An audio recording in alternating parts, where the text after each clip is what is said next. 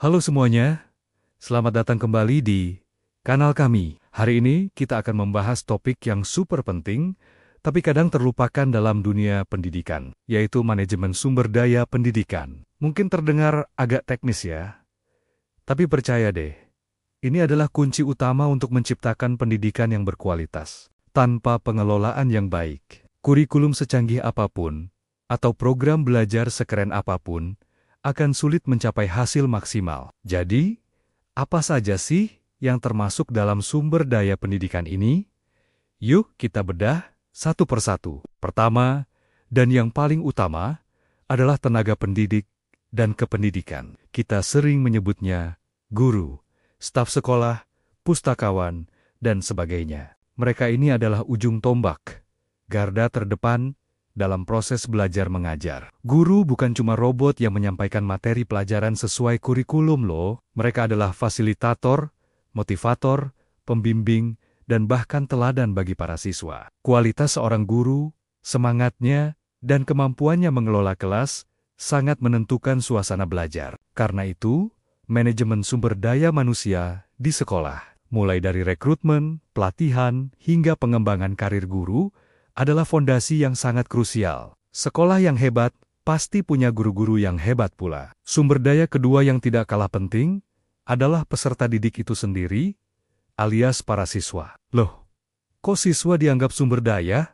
Tentu saja, dalam pendidikan modern, siswa bukan lagi objek pasif yang hanya menerima informasi. Mereka adalah subjek aktif yang ikut membentuk proses pembelajaran. Setiap siswa punya potensi, bakat, dan karakter yang unik. Manajemen peserta didik berarti bagaimana sekolah bisa memahami kebutuhan setiap siswa, mengelola pendaftaran siswa baru secara adil, membina mereka sesuai minat dan bakat, serta menciptakan lingkungan yang mendukung perkembangan mereka secara optimal. Ketika siswa merasa dihargai dan didukung, motivasi belajar mereka pasti akan meningkat drastis. Selanjutnya, kita masuk ke sumber daya ketiga, yaitu sarana dan prasarana. Ini adalah semua fasilitas fisik yang mendukung proses belajar. Mulai dari gedung sekolah yang aman dan nyaman, ruang kelas yang terang, perpustakaan dengan koleksi buku yang lengkap, laboratorium untuk praktik, hingga fasilitas olahraga dan teknologi, seperti komputer dan internet. Coba bayangkan, belajar di kelas yang panas, gelap, dan sempit. Pasti tidak nyaman kan? Sarana dan prasarana yang memadai menciptakan lingkungan belajar yang kondusif. Ini bukan soal kemewahan, tapi soal kelayakan dan fungsionalitas. Sekolah tidak harus megah, tapi harus bisa menyediakan semua yang dibutuhkan siswa untuk belajar dengan efektif. Terakhir, sumber daya keempat yang menjadi motor penggerak semuanya. Keuangan.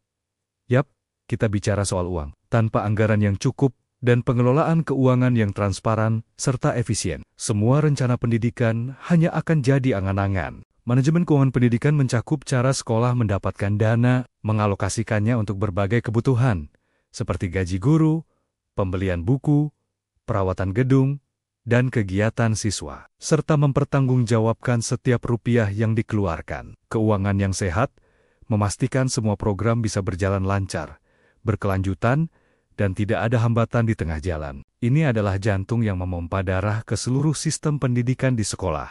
Jadi, keempat pilar ini tenaga pendidik, peserta didik, sarana prasarana, dan keuangan saling berkaitan dan tidak bisa dipisahkan. Mengelola pendidikan itu seperti mengelola sebuah sistem yang kompleks. Tidak cukup hanya dengan semangat mengajar, tapi juga butuh strategi pengelolaan yang cerdas, terencana, terukur, dan selalu berorientasi pada peningkatan mutu. Dengan memahami ini, kita bisa melihat bahwa untuk menciptakan pendidikan yang lebih baik, kita perlu memperhatikan setiap detail dari manajemen sumber dayanya. Nah, itu dia pembahasan kita kali ini. Semoga bisa memberikan wawasan baru bagi teman-teman semua, terutama yang bercita-cita menjadi pendidik atau pengelola sekolah. Jangan lupa untuk like, komen, dan subscribe agar tidak ketinggalan konten-konten edukatif lainnya dari kami. Terima kasih sudah menonton, sampai jumpa di video berikutnya.